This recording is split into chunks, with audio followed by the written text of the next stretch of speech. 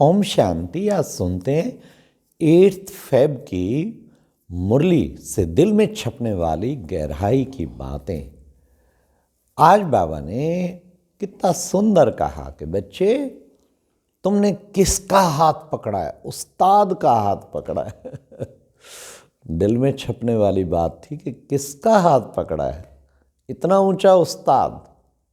हाँ, तो इसका हाथ कभी नहीं छोड़ना। तो बाबा ने कितना अच्छा कहा, माया परीक्षा लेगी, रुस्तम के साथ रुस्तम होकर लड़ेगी, लेकिन तुम्हें घबराना नहीं। आज की मुरली का गीत था, तकदीर जगा कर आई हूँ, नई दुनिया बना कर आई हूँ, बसा कर आई हूँ। गहराई की बात यह है, जब बाबा पे आते ही निश्चय होता है, वो सेकंड निश्चय जब पक्का हुआ, 21 जन्मों की बादशाही पक्की। जिसको निश्चय पक्का हुआ तो सब कुछ मन बुद्धि से कुर्बान कि भगवान मिल गया और क्या चाहिए, वह फिर उसकी 21 जन्मों की बादशाही पक्की। तकदीर उसकी उसी वक्त ही जग गई। परंतु आज बाबा ने कहा, ये गीत गाने बजाने बच्चे सुनने, आत्मा एक गाने बजाने सुन के थक गई है। अब उसको आवाज़ की दुनिया से दूर जाना है, शांति की दुनिया में। तो कभी कभी बेहद शांति का अनुभव करें। परम नाम में क्या होती है? Dead silence. क्या होती है? परम शांति, जिसके लिए राजाओं ने राजाई त्याग दी। हाँ, उस गहन शांति का अनुभव करें। लेकिन गहन शांति का अनुभव करें, नींद का नहीं। कहीं नींद में कहते मेरे को तो बड़ी शांति हुई। नहीं, एक चैतन्य शांति का अनुभव, बड़ा आनंद आ जाए। फिर आज बाबा ने कहा, बच्चे, ये बाप तुम्हें सब दुखों से लिबरेट कर देता है ना, इसलिए बच्चे लिबरेटर है। हाँ, क्योंकि इसका नाम रूहानी लिबरेटर, क्योंकि रूहों को लिबरेट करता है। फिर बाबा ने कहा, बाप आकर तुम बच्चों को पढ़ाते हैं, इसलिए इसको कहा जाता है बाप भी है तो टीचर भी है तो सतगुरु भी है। आज बाबा ने कितना सुंदर कहा कि देखो बच्चे, वो भी पढ़ा के डिग्री दिलाते हैं और बाबा भी तुमको पढ़ाए कि सर्वोत्तम डिग्री, देवी देवताओं की डिग्री दिलाते हैं। कितनी ऊंची तुम्हारी डिग्री है बच्चे। आज बाबा ने सर्विस करने के तरीका भी समझाया। कोई भी डिबेट करे बच्चे, तुम्हें डिबेट जास्ती नहीं करनी है। कईयों का लक्ष्य ही डिबेट करना होता है। परख लेना है, परख के सेवा करनी है। कई बार सेवा में परखने की शक्ति चाहिए। बाबा ने कहा, उन्हें समझाओ, हमारा तो देवी देवता धर्म है, हम उसका प्रचार करते हैं, तो तुम इंटरफेयर क्यों करते? पर बाबा ने फिर लास्ट में क्या शब्द कहा? युक्ति से समझाओ उन्हें। हाँ, हम अपना कार्य कर रहे हैं, तुम अपना कार्य कर रहे हो। आज बाबा ने कहा, बाबा आकर तुम बच्चों को सृष्टि के आदि मध्य अंत का सब ज्ञान दे देता है, इसलिए तुम बन जाते हो मास्टर जानी जाननहार।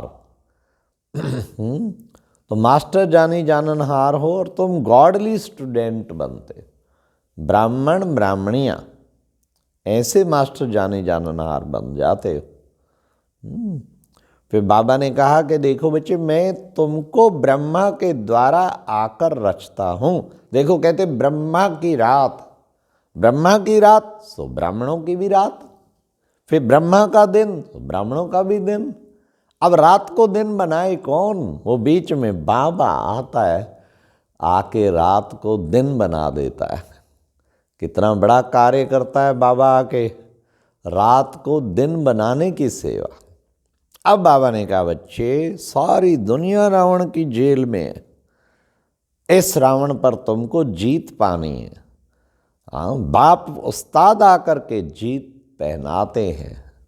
तुमको भी बाबा ने कहा समझाओ, तुमको भी अगर जीत पानी है तो शक्ति दल में शामिल हो जाओ।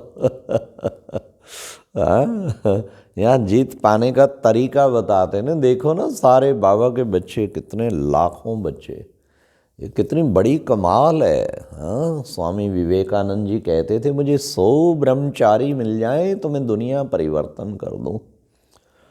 परंतु नहीं मिले सही बाल ब्रह्मचारी सो। और आज शिव बाबा ने 12 लाख ब्रह्मचारी तैयार कर दिए हैं। सारे विश्व में ब्रह्मचर्य युक्त आत्माएं, ये सृष्टि उन्हीं आत्माओं के आधार पर टिकी हुई है। तो बाबा ने कहा कितनी बड़ी बात है, देखो बच्चे तुम्हें मैं कितना ऊंचा बनाता हूँ। इसलिए बाबा ने कहा कि बच्चे पक्का सच्चा बच्चा वो है जो परमात्मा का हाथ पक्का पकड़ेगा। पक्का ब्राह्मण कौन? पक्का ब्राह्मण माना ही पवित्र ब्राह्मण, जिसकी धारणाएं पक्की हैं, जो नियमों का बड़ा स्ट्रांग है। पक्का बच्चा वो जो बाबा का हाथ पक्का पकड़े, इसको कहते पक्का हाथ। फिर बाबा ने कहा कि बच्चे तुम बच्चे श्रीमत पर चलकर श्रेष्ठ बनते हो। बाबा आके तुम्हें श्रीमत पे तुम्हें श्रेष्ठ से श्रेष्ठ बनाते। बाबा ने कहा फलक से ज्ञान सुनाओ, लेकिन फलक से ज्ञान कौन सुनाएगा? जिसके पास ज्ञान की पूंजी बहुत होगी। तो इसलिए बच्चे ज्ञान की पूंजी तो तुम्हारे अंदर भरपूर होनी चाहिए। फिर बाबा ने आज पढ़ाई पर बड़ा टेंशन खिंचाया कि बच्चे रेगुलर स्टडी करनी है। हमारी मातेश्वरी जी ने भी कहा, विशेष मातेश्वरी ने कहा फुल पास वो होंगे जिन्होंने शुरू से लेके पूरा कोर्स उठाया है। इसलिए बच्चे तुम रेगुलर स्टडी पढ़नी है, तुम्हें इस पढ़ाई को रेगुलर पढ़ना है। फुल कोर्स उठाएंगे, जो रेगुलर बाबा की पढ़ाई हमेशा पढ़ते रहेंगे। फिर बाबा ने कहा विशेष बच्चे तुम बच्चों को ऐसा विशेष तुम्हें पुरुषार्थ करना है। बाबा तो बहुत अच्छी रीति समझाते। हाँ, कई बच्चे क्या समझते हैं, बाबा तो बहुत अच्छी रीति समझाते हैं, परंतु किसी कारणवश हम धारण नहीं कर पाते क्योंकि हमारी डल बुद्धि है। अच्छा चलो, अपने को इतना तो पहचाना मेरी डल बुद्धि है, लेकिन हमने कई डल बुद्धि को भी देखा, वो दिन रात पुरुषार्थ करते हैं तो डल से बड़ी शरूढ़ बुद्धि बन जाती है। और कोई शरूढ़ बुद्धि अपने अभिमान में रहते हैं बुद्धि के, उनकी बुद्धि शरूढ़ होते हुए भी डल बन जाती। तो हमें शरूढ़ बुद्धि बनना है, लेकिन निर्माण चित्त भी बनना है, बुद्धि का अभिमान नहीं। मातेश्वरी जी के महावाक्यों में मातेश्वरी जी ने कहा कि ईश्वरीय सत्संग है। सत्संग मतलब श्रेष्ठ संग। और वो तो बाबा ने फिर कितना सुंदर कहा, ये स्कूल भी है, ये कॉलेज भी है, यहाँ तो पढ़ाई है। यहाँ केवल ऐसा नहीं है सत्संग हफ्ते में आके एक बार सुनो। सत्संग कई जगह कई संस्थाओं में संडे होता, बस हफ्ते में एक दिन आ जाओ। यहाँ तो रेगुलर पढ़ाई है, रोज उठना है, अमृत वेले करना है, योग करना है। उसी से फिर घी जब पड़ता ही रहता है तो बाबा ने कहा उससे क्या होगा, फिर ज्योत सदा जगी रहेगी। तो बाबा ने कहा मैं समर्थ हूँ, मेरे साथ होते भी तुम्हें भी समर्थ बनना है। शिव बाबा समर्थ, और हम समर्थ कब बनेंगे? जब बाबा की याद में बाबा के साथ रहेंगे। साथ का अनुभव जो करेगा ना कि मेरे साथ 1000 भुजाधारी भगवान है, वो भी अपने आप को समर्थ अनुभव करेगा। तो अपने को समर्थ अनुभव करना है। फिर बाबा ने कहा बाबा अमर लोक की स्थापना करने आए हैं, तो तुम बच्चों को पावन जरूर बनना पड़े। मतलब पवित्रता की तो प्रतिज्ञा करनी है। हे प्यारे बाबा, हम मन वचन कर्म से पवित्र रहेंगे। किसी भी हालत में हम पवित्रता की बाबा को मदद जरूर देनी है, और ये मदद ही बाबा को चाहिए और कुछ नहीं चाहिए। बाबा को मदद चाहिए, प्योरिटी की मदद, सबसे बड़े से बड़ी मदद प्योरिटी की। आज बाबा ने तभी मुरली के वरदान में भी यही कहा, प्योरिटी की पर्सनैलिटी और रॉयल्टी के द्वारा बाप के समीप आने वाले देही अभिमानी भाव। तो बाबा ने कहा प्योरिटी ही सबसे बड़े से बड़ी पर्सनैलिटी है, और प्योरिटी ही तुम्हारी रियलिटी है, और प्योरिटी से ही तुम बाबा के बहुत समीप आ जाते हो। प्योरिटी सारे विघ्नों को विनाश कर देती है। प्योरिटी की शक्ति से जो इसकी पवित्र बुद्धि होगी, चुंबक की तरह सुई खिंची जाती है ना, जैसे चुंबक की तरह आत्मा बाबा को चिपक जाएगी। उसको योग लगाना मुश्किल नहीं होगा। प्योरिटी के फाउंडेशन वाला, जिसकी प्योरिटी बहुत पक्की है, वो निर्विघ्न रहेगा।